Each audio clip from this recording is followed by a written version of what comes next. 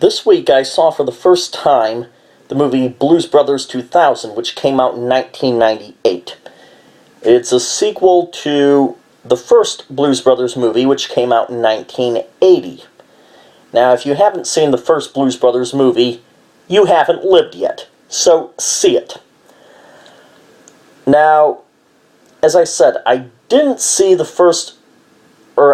sequel when it first came out. I decided to see it. I didn't expect to like it. I thought it would be cheesy and stupid jokes nowhere near as good as the first one. Well, it wasn't as good as the first one, but to my surprise, it was very awesome. Well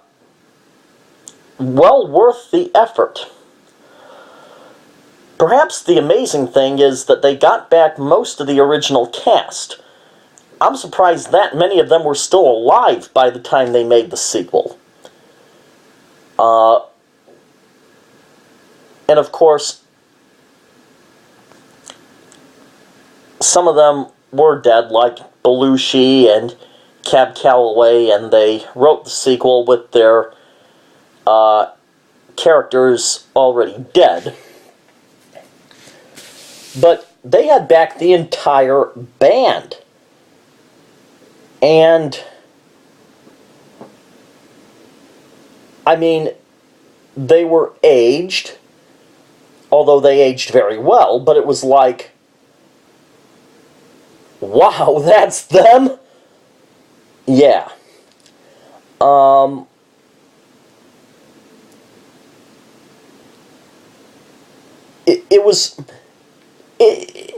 It was all these equivalent of the first movies, stories that paralleled what take place in the first movie, but it wasn't in the sense that, oh, I've seen that before. It was like, yeah, that's Blues Brothers. Like, it gave the Blues Brothers experience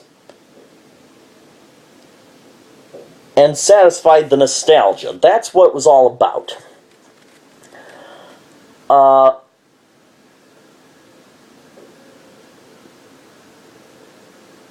I was particularly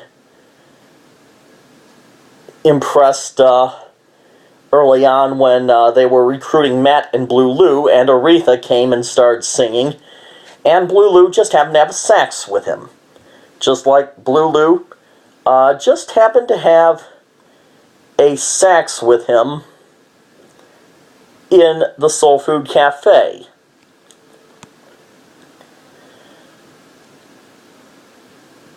And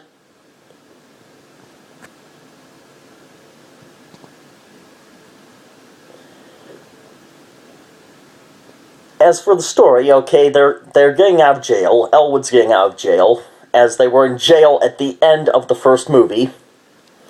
And they acknowledge that the band had been in jail, which was true. One thing that's not answered in this movie, and was never answered in the first movie either, is why was the whole band in jail? The only thing I can really think of is they didn't pay for the beer at the Country Bunker. Which, to go off topic, they drank $300 worth of beer. Now, the band has 10 members, including Jake and Elwood, so let's do some math here. That's an average of 30 beers per band member. Now, this was 1980, so a beer is probably 50 cents, so that makes each member drinking 60 beers. Then, but even if it's 2.5, which is what I usually pay for a beer these days, that's 12 beers each. You'd be dead. I mean, on a couple occasions, I had 6 beers in one night, and I was pretty lightheaded.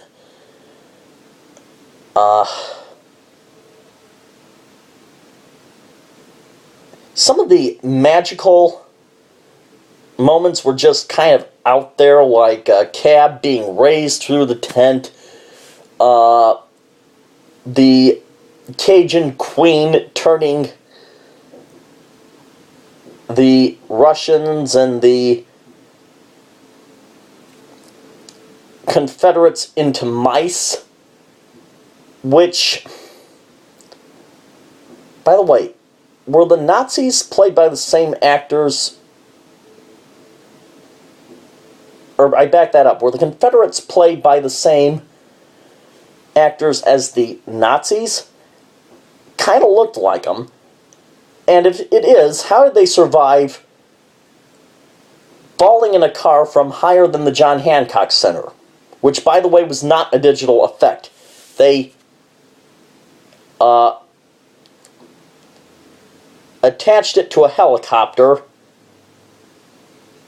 The helicopter pulled the car up into the air and they dropped it. In case you didn't know that. So,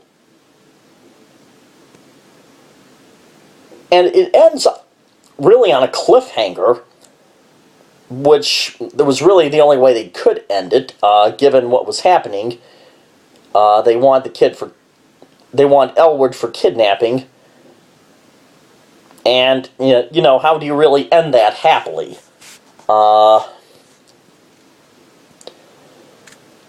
Although, here's how they could have avoided that. The kid, Buster, was such a non-pivotal character, they could have written the same exact story without that character.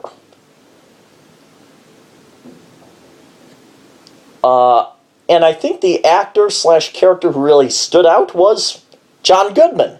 You know, he was not in the first movie, but wow, did he